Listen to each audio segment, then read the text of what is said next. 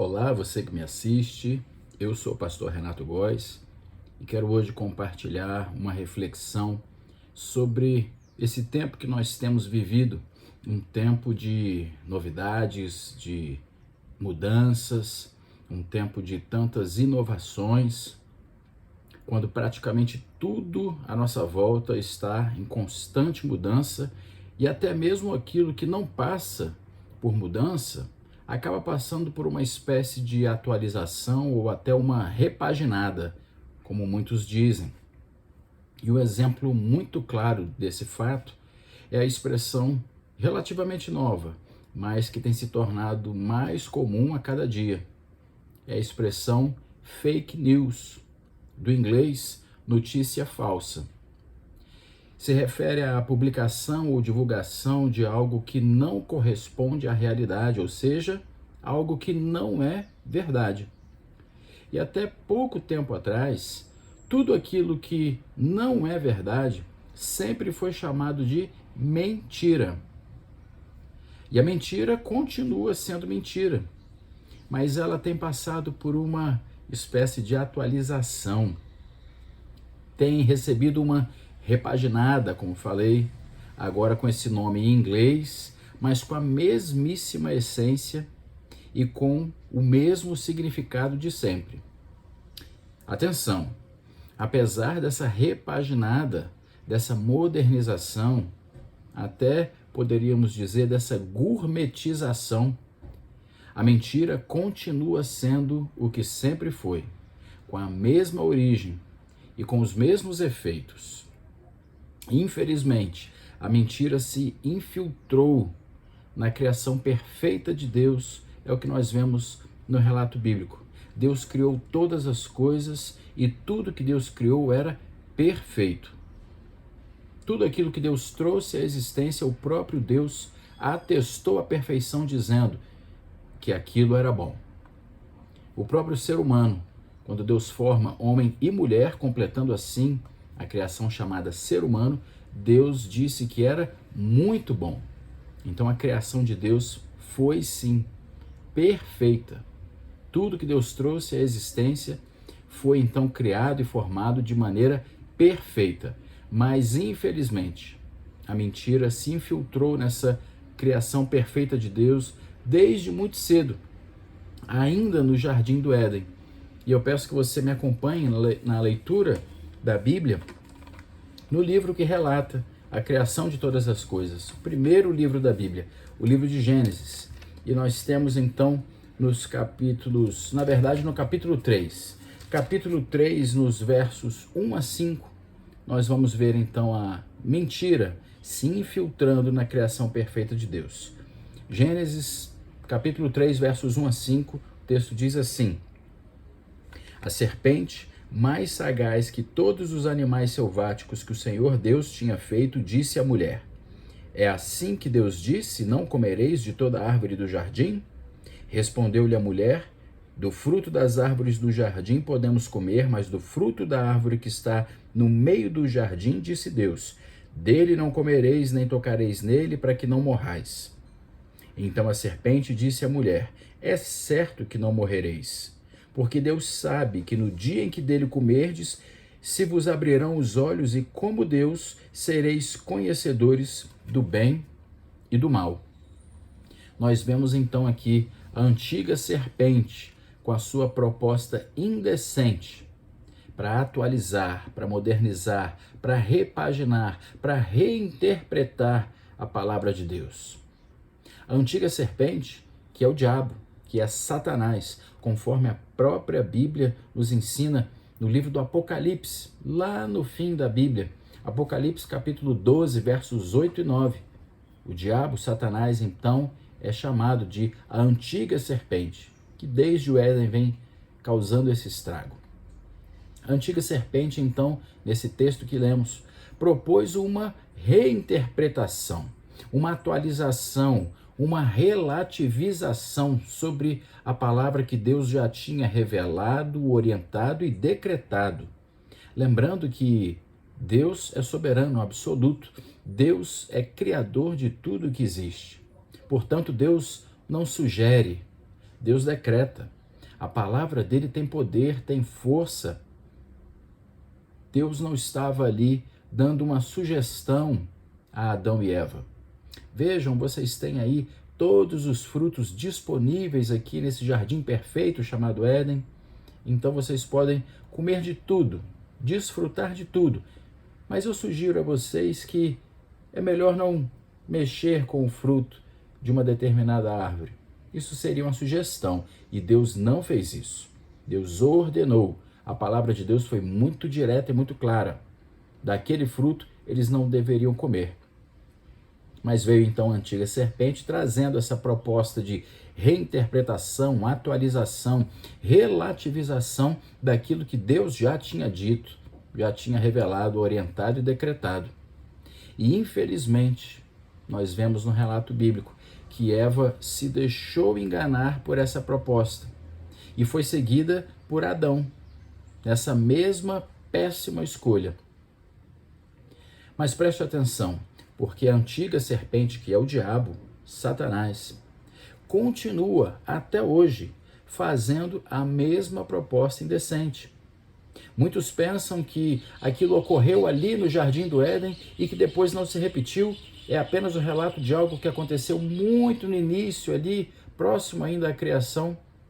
Mas isso continua acontecendo ainda nos nossos dias. A antiga serpente continua fazendo a mesma proposta indecente até hoje. Vale lembrar que o próprio Senhor Jesus, quando esteve aqui na terra entre nós, também foi abordado pelo diabo, que propôs uma relativização, uma nova interpretação da palavra de Deus. O diabo teve a audácia de tentar relativizar a palavra de Deus com o próprio Deus encarnado, que é Jesus, que dirá então o que ele vai tentar fazer contra mim e contra você. Preste muita atenção nisso. O diabo, a antiga serpente, continua fazendo a mesma proposta indecente ainda hoje, nos nossos dias. Mas eu chamo a sua atenção também para outro ponto.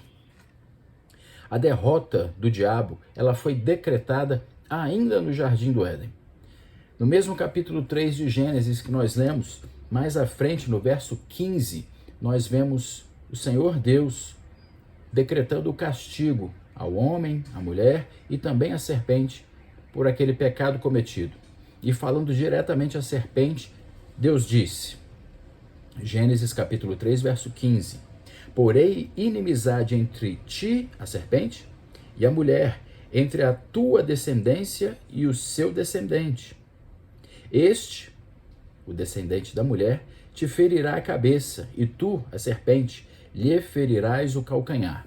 E nós sabemos que foi exatamente isso que aconteceu quando Jesus foi pregado naquela cruz.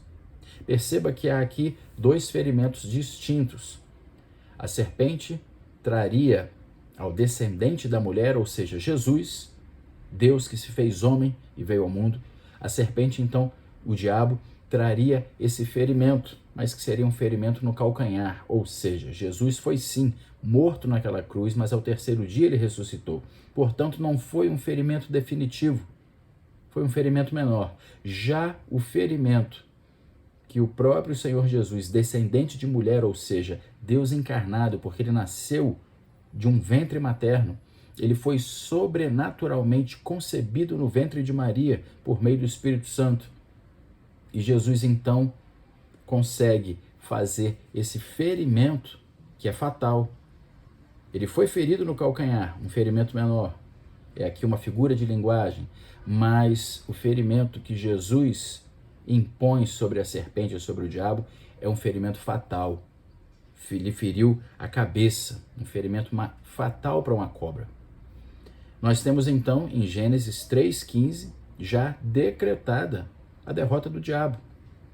Nós temos ainda essa derrota sendo cumprida ao terceiro dia, conforme Paulo escreveu na sua primeira carta aos Coríntios. Eu peço que, por favor, você abra aí o texto bíblico em 1 Coríntios capítulo 15, quando Paulo escreveu aos irmãos da cidade de Corinto, e no capítulo 15, nos versos 3 a 4, Paulo escreveu assim: Antes de tudo vos entreguei o que também recebi, que Cristo morreu pelos nossos pecados, segundo as Escrituras, e que foi sepultado e ressuscitou ao terceiro dia, segundo as Escrituras.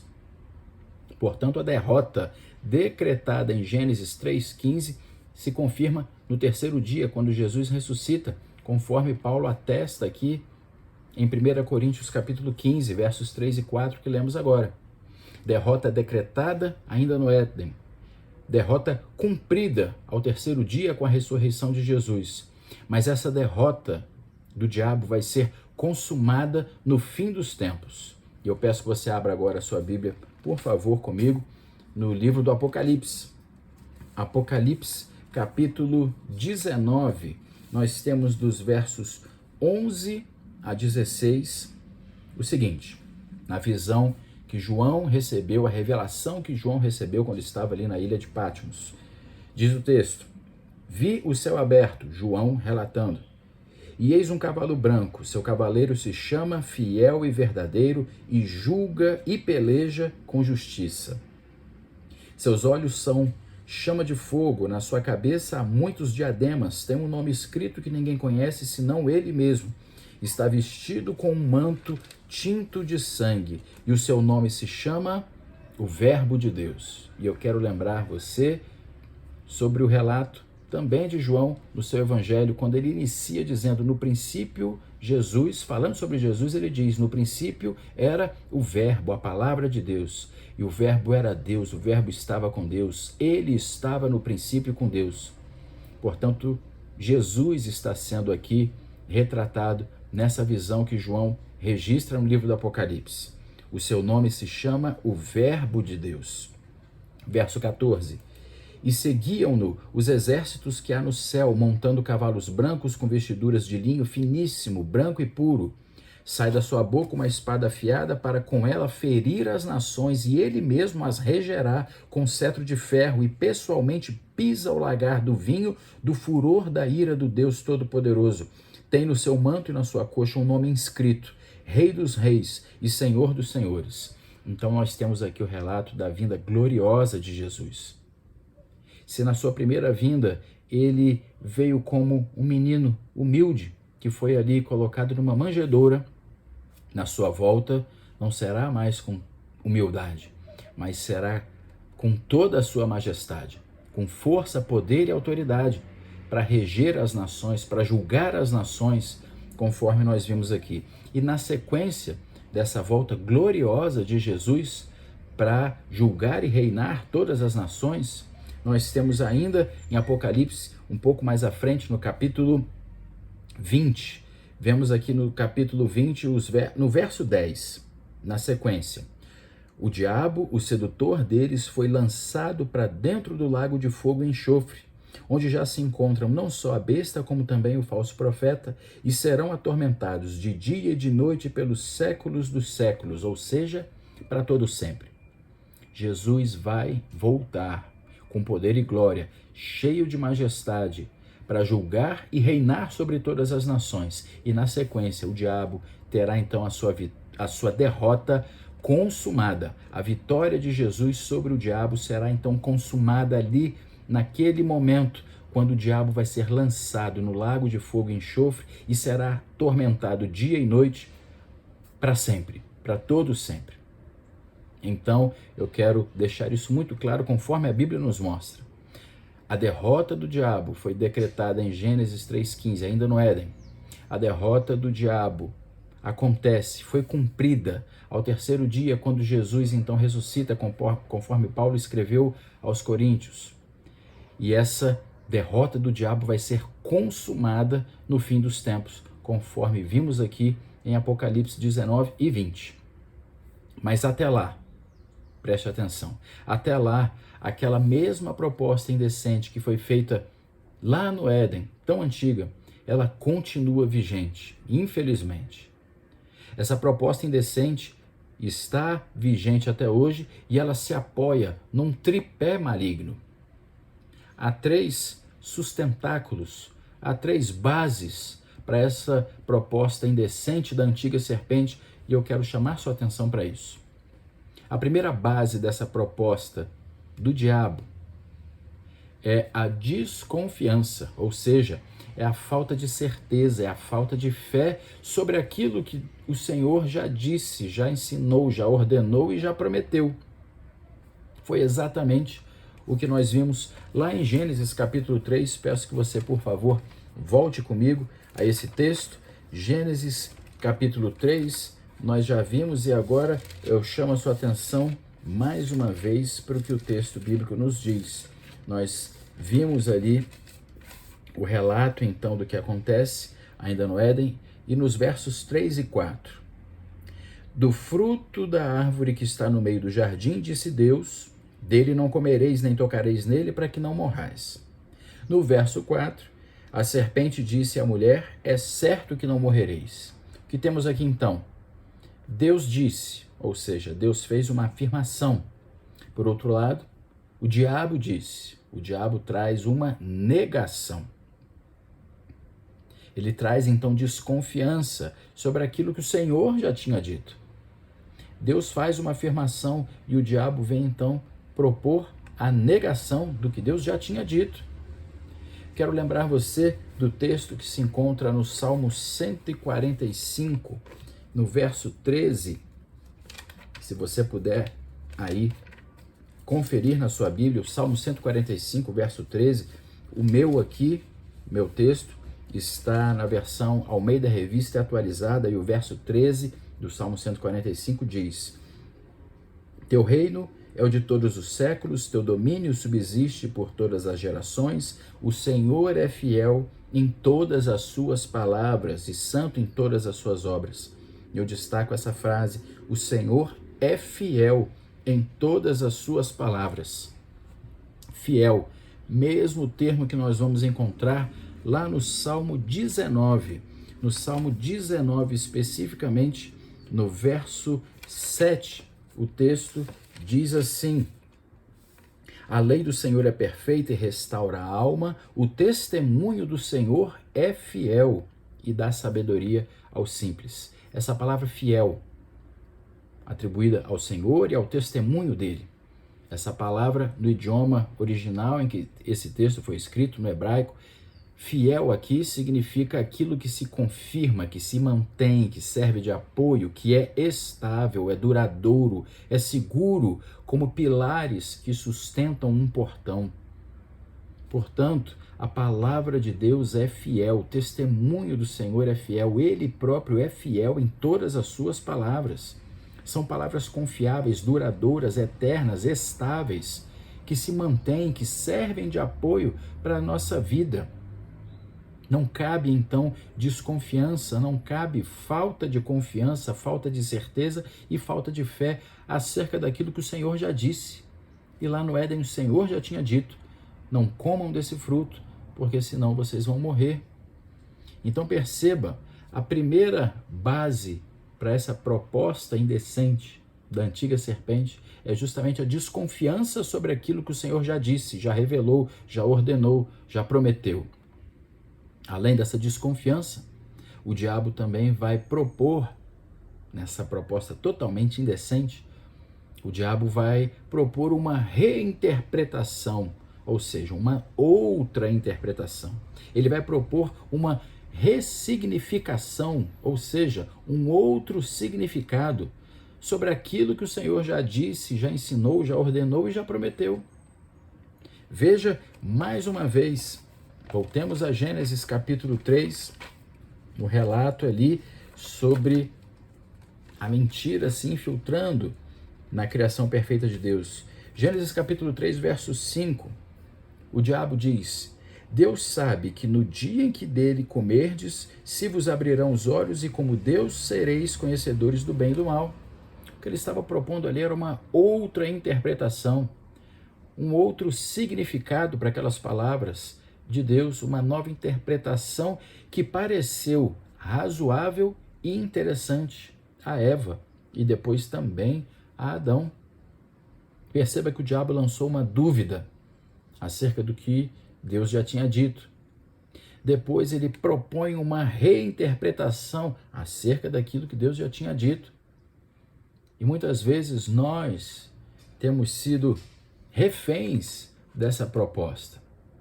Nós somos constantemente bombardeados por propostas de ressignificação ou de reinterpretação do próprio texto bíblico, ou seja, da palavra de Deus revelada ao ser humano. E quando há essa reinterpretação ou ressignificação, o que está acontecendo, infelizmente, é que estamos aceitando a proposta da antiga serpente, que contraria, que nega aquilo que o Senhor já determinou, já revelou, já prometeu. E além da desconfiança e da reinterpretação ou ressignificação do que Deus disse, o diabo ainda apoia a sua proposta indecente numa outra base. Perceba, ele começa com a desconfiança sobre aquilo que Deus disse. Depois ele traz uma proposta de reinterpretação e ressignificação. Não é bem assim. Ele disse para vocês não comerem porque ele sabe que se vocês comerem, vocês vão se tornar conhecedores como ele, de todo o bem e de todo o mal. Então, depois dessa desconfiança, depois dessa reinterpretação e ressignificação, vem incluída nessa proposta um desejo. O desejo de ser como Deus. E talvez você ouça isso e pense, mas a própria Bíblia nos orienta. Nós temos que buscar de todo o coração ser como Deus. O próprio Senhor Deus disse ao seu povo, por meio de Moisés, sede santos, porque eu sou santo, diz o Senhor. Mas não é o que se trata aqui nesse momento. O desejo de ser como Deus, não para sermos semelhantes a Ele, como nosso modelo, como referência, como padrão, mas o desejo de ser como Deus para ocuparmos o seu lugar, para exercermos o seu poder e a sua função. E foi isso que Eva e também Adão, seu esposo, desejaram. Primeiro a desconfiança, depois a reinterpretação e agora esse desejo de se tornarem como Deus, de estarem no mesmo patamar que Deus, serem detentores, como Deus, de todo o conhecimento do bem e do mal. Gênesis 3:5 deixa evidente para nós isso. Eles não queriam semelhança com Deus, eles queriam ter o mesmo poder de Deus. E muitas vezes essa proposta vem a nós também. De que forma? Quando, depois de não crermos e não termos fé suficiente na palavra que Deus já revelou, já decretou e já prometeu, depois que nos é proposta uma reinterpretação daquilo que Deus revelou a nós, nós vamos ter o desejo de tomar as próprias decisões, de fazermos as próprias escolhas e de resolvermos tudo à nossa volta, de determinarmos os nossos caminhos como se fôssemos Deus. Quando não damos a Deus a glória de governar a nossa vida, estamos dizendo a Ele que somos tão capazes como Ele de cuidarmos da nossa própria vida. E Jesus foi muito claro quando Ele disse, sem mim nada podeis fazer. Nós somos incapazes de fazer as mínimas coisas se Deus assim não permitir, se Deus assim não nos capacitar, se Deus assim não nos direcionar. Não somos capazes sequer de respirar se o Senhor não autorizar, permitir e nos capacitar para que façamos isso.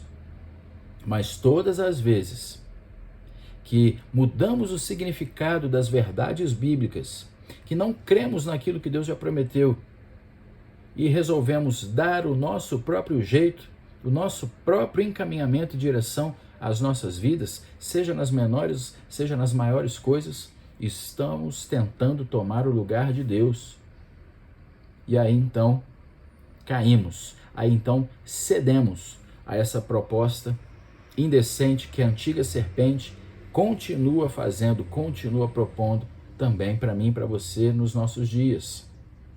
Perceba que milênios depois do ocorrido no Éden, a antiga serpente continua usando a mesmíssima estratégia até hoje.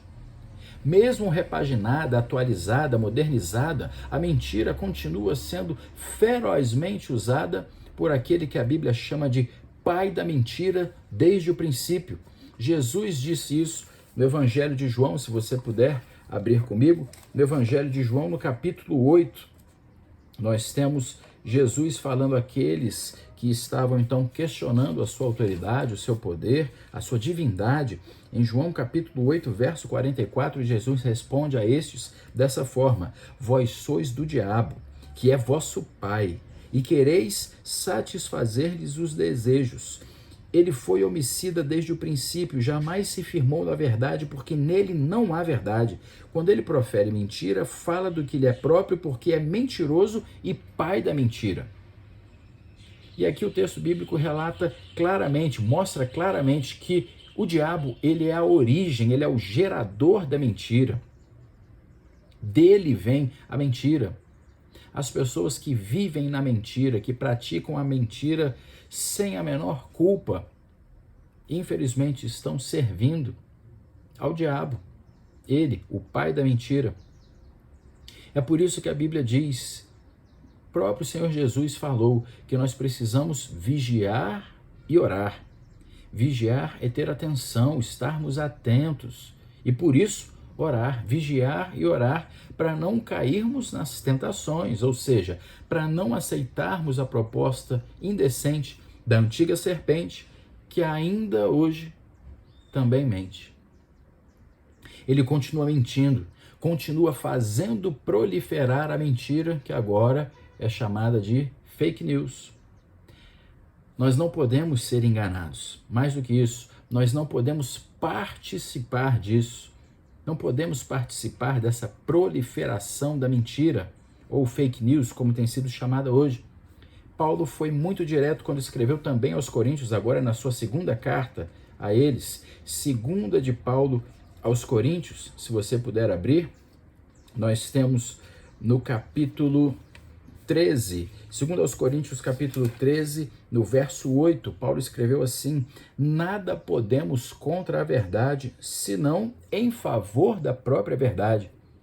Nós não podemos lutar contra a verdade, mas todo o nosso esforço e dedicação precisa estar a favor da verdade sempre. A mentira tem proliferado rapidamente, ferozmente, nesse mundo, nesse tempo em que vivemos, e nós não podemos ser enganados por isso, nós não podemos fazer parte disso, pelo contrário, temos que nos opor. Não podemos nada contra a verdade, senão pela própria verdade, a favor da verdade. Temos que nos dedicar à verdade, viver a verdade. Mais do que não sermos enganados pela mentira, mais do que não usarmos e nem vivermos pela mentira, nós somos chamados para viver a verdade, para desfrutarmos a verdade e viver essa verdade, porque Jesus é Ele próprio a verdade. Como Ele afirmou, eu sou o caminho, a verdade e a vida, e ninguém vem ao Pai se não for por mim. Jesus é a verdade nesse mundo mergulhado em tantas mentiras. Jesus é a verdade, Ele é o caminho nesse mundo em que tantas pessoas estão absolutamente perdidas. Ele é a vida para todos que estão perdidos, mergulhados em mentiras. Ele é a vida para os que estão, como a Bíblia diz, mortos nos seus próprios delitos e pecados. Jesus é a verdade. Jesus, então, é o antídoto contra o veneno da antiga serpente, que é o diabo, Satanás, com a sua proposta indecente, vigente até hoje. Somos chamados para sermos santificados, ou seja, separados desse mundo que jaz no maligno e consagrados ao Senhor para amá-lo, para servi-lo. Nós temos em João capítulo 17, verso 17, a chamada oração sacerdotal de Jesus. Quando Jesus estava prestes a ser então pregado ali naquela cruz, Jesus então ora ao Pai e ele pede exatamente assim: Pai, santifica-os na verdade. Pedido que o Senhor fez em relação a mim e a você hoje, a todos nós, que viríamos a crer nele por meio do testemunho dos discípulos, testemunho esse que se espalharia por toda a terra. Sim, Jesus orou, pediu ao Pai por mim e por você, E o que ele pediu ao Pai? Santifica-os na verdade. Pai, separe eles do mundo, desse mundo que jaz no maligno, que eles estejam separados desse mundo e consagrados a Ti, para Te amar e para Te servir. Mas Jesus diz mais: santifica-os na verdade, a Tua palavra é a verdade. Jesus atesta isso enquanto estava orando ao Pai em meu e em seu favor. É a palavra de Deus que nos santifica, é o texto bíblico que nos santifica. Por isso o diabo tenta ressignificar esse texto, mudar o significado desse texto, reinterpretar esse texto, atualizar esse texto. A palavra de Deus decretada, proferida, registrada, deixada a nós. É por isso que o diabo se opõe a essa palavra, porque sabe que essa palavra nos santifica, sabe que essa palavra nos separa do mal que há nesse mundo, sabe que é essa palavra que nos afasta da mentira. E Jesus pediu exatamente isso ao Pai: santifica-os, Pai. Na verdade, a Tua palavra é a verdade.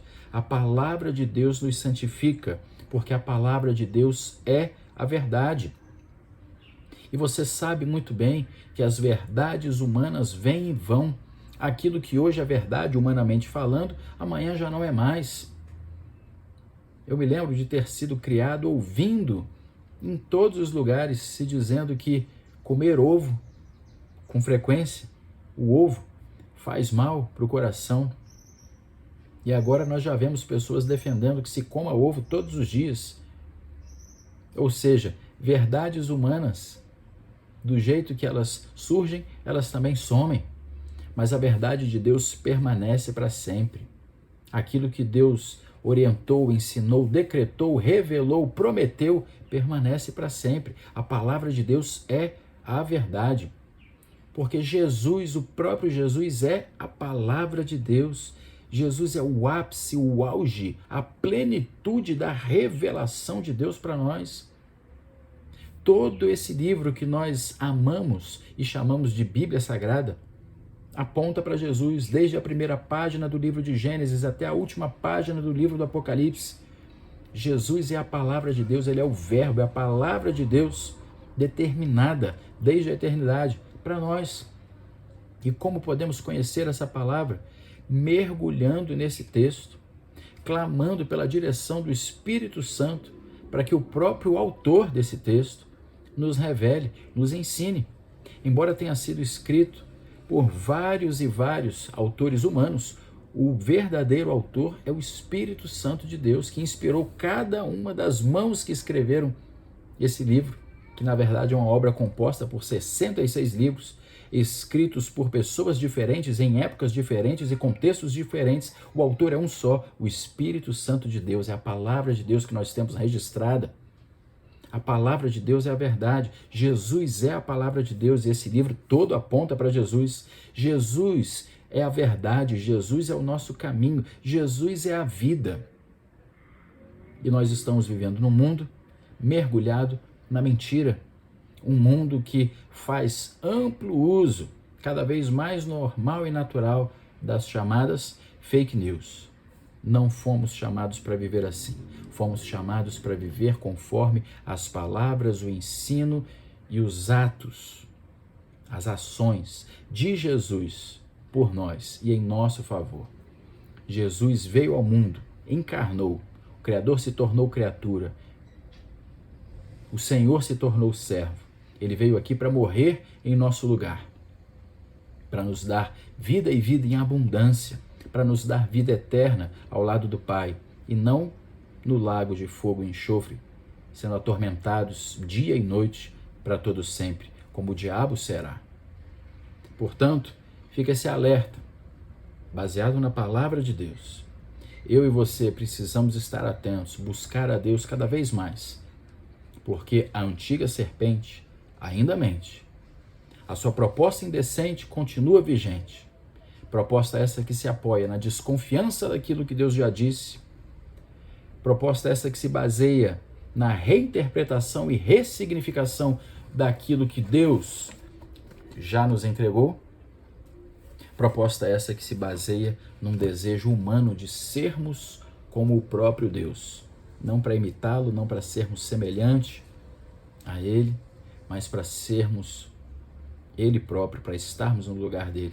Não aceitemos essa proposta.